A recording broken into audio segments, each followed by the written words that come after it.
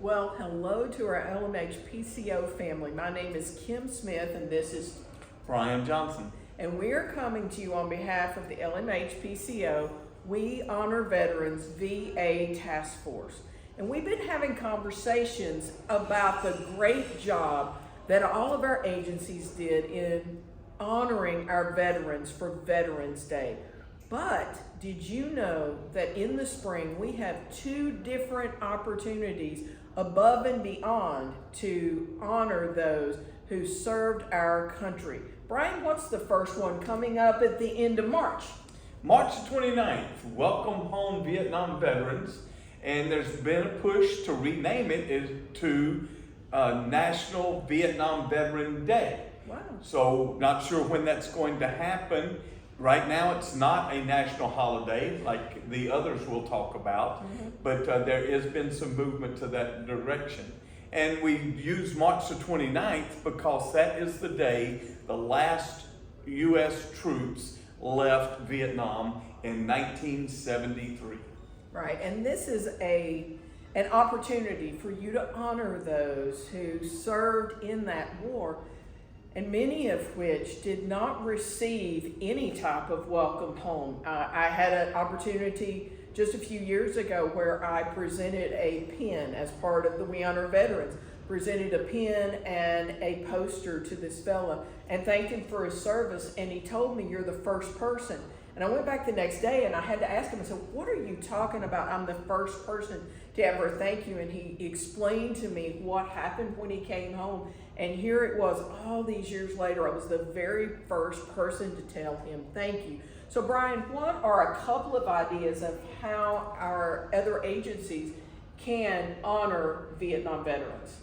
Well, one interesting thing, Kim, is that when President Obama signed this into law, I guess, or made this proclamation, it is for anybody that served in the military during that 20-year time period, whether or not they went and served in Vietnam or not. If you were in from November of 1955 through May 5th of 1975, any of that time period, that is considered a Vietnam veteran, and they're eligible for the Vietnam commemoration. There are several ways. First of all is hold an event that welcomes home a Vietnam veteran, and just that, welcome them back and say, "Welcome home." So many of them did not get that welcome home. This was the first conflict we ever had where individuals went over as a individual and came home as an individual. They were told not to wear their uniforms. The nation was not grateful for them at that time. And so, as Kim just illustrated, thank you for that story, so many did not get that welcome home. What does that event look like? Partner with a VFW or an American Legion. Look and see, there's so many communities now have these events, Welcome Home Vietnam Veteran events, that you can partner with and help. But it's not so much what you do, it's just do something. And so it's easier when you work with another veterans organization. There's many of them out there, and there's specific Vietnam veteran organizations that some communities have that you can reach out to. We've also, Kim, used a military museum, and we held events at that museum, and the veterans were able to come there. Plus, the added benefit were the community already knew the museum, and it was able to help promote the museum and have it. So just being able to put something together is better than trying to make some great thing that everybody understands. So. Right, in other words, you can take small steps and learn from that and see what works and see the look of gratitude on the veterans' faces and on the family members of the veterans, because they will be overwhelmed many times when they see their loved one and see how important that was. And then we have another big day that is a national holiday, and that would be in May. Talk to us about that.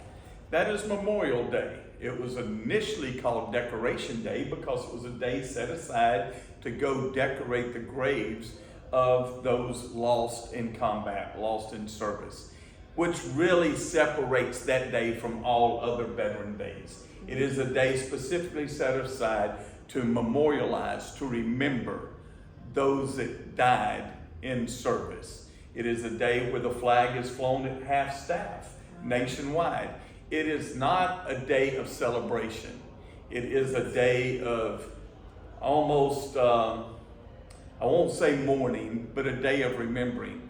And Kim, as you and I have talked about many times through the years, it is not a time to go say Happy Memorial Day. It is also not a day to thank a veteran. It is a day to focus on those and the families of those that gave the ultimate sacrifice. Absolutely. There are many ideas. You can go online and look at the We Honor Veterans website. You can reach out to LMHPCO and just let them know whether you are a We Honor Veterans partner or you would like to be a We Honor Veterans partner. There are people as part of the task force who are more than willing to help you figure out the best ways to honor veterans and their family members on that day. You know, years ago, I used to remember people selling the poppies on Memorial Day. Yeah, absolutely. I don't see that as much anymore, but we have volunteers that actually crocheted little poppies. Red poppies in particular. Little red poppies, and there are many Memorial Day events, and we will go to some of those events and hand those out to people who lost loved ones, Gold Star families. And what an opportunity to be able to let them know we stand with them in their time, and to really realize the sacrifice that these families gave. So it is a day, I know it's a holiday and a lot of people treat holidays as a celebration, but take time to partner and get out into the community and recognize those events. Absolutely. Thank you, Brian, for educating all of us, including me, during this video. Reach out to the LMHPCO VA Task Force if you have any questions. Thank you for tuning in. Okay, in there I rubbed my nose because it was itching so bad I hate